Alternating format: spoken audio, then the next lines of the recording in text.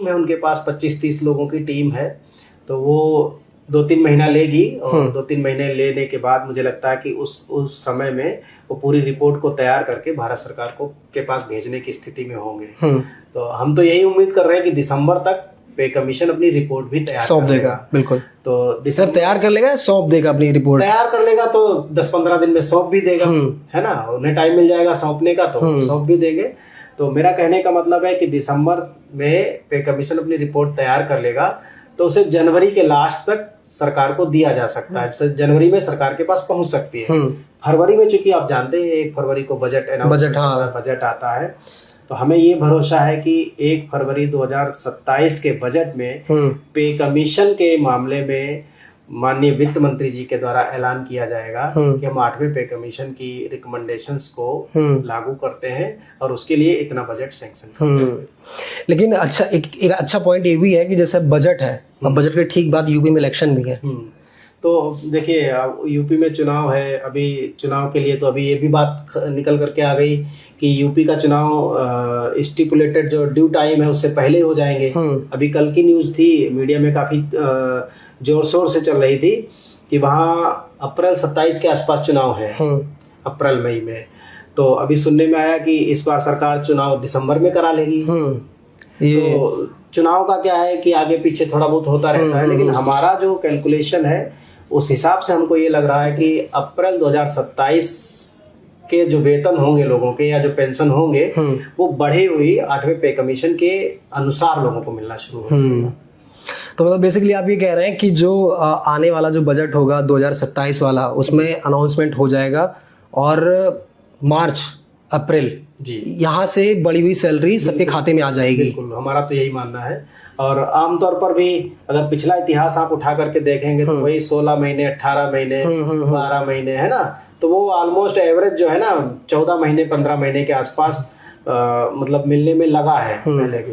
क्योंकि ऐसा कभी पिछले पे कमीशन में मुझे तो याद नहीं है, हमने तो ज्यादा देखे नहीं पे कमीशन, हमने छठा और सातवां 2 ही पे कमीशन देखे हैं।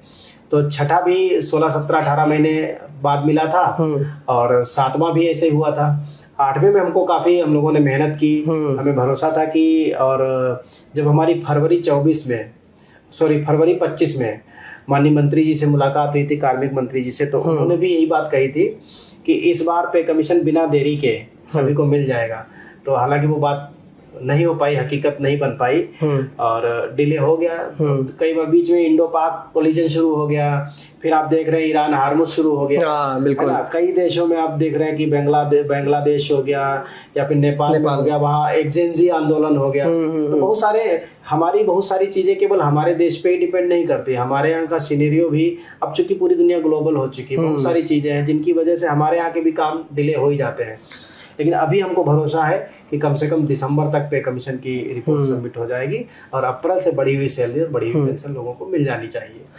तो बेसिकली एक मोटा मोटा अंदाजा ये लगाया जा सकता है कि जिस तरह 8वां वेतन आयोग अपनी स्पीड से काम कर रहा है, तो लगभग नवंबर दिसंबर तक सारी रिपोर्ट सौंप दी जाएगी और फरवरी 2027 में वित्त मंत्री निर्मला सीतारमण इस बात का ऐलान कर सकती हैं, बजट अनाउंस कर सकती हैं कि पेंशनर्स और 8वें वेतन आयोग के लिए कितना बजट दिया जाएगा।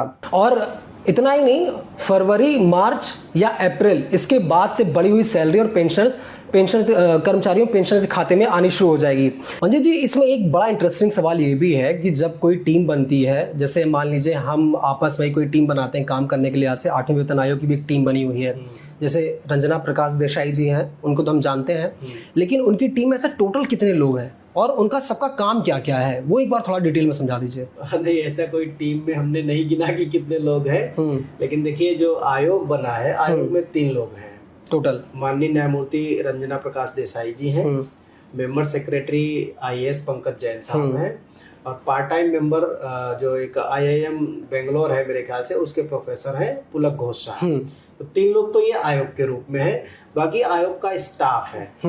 तो ऑफिसर्स हैं वहाँ पर, डिप्टी सेक्रेटरीज हैं मेरे ख्याल से 3 या 4 डिप्टी सेक्रेटरी हैं, एक मेरे ख्याल से 1 या 2 ज्वाइंट सेक्रेटरी हैं, और 5 से 7 के बीच में शायद 6 डायरेक्टर्स हैं।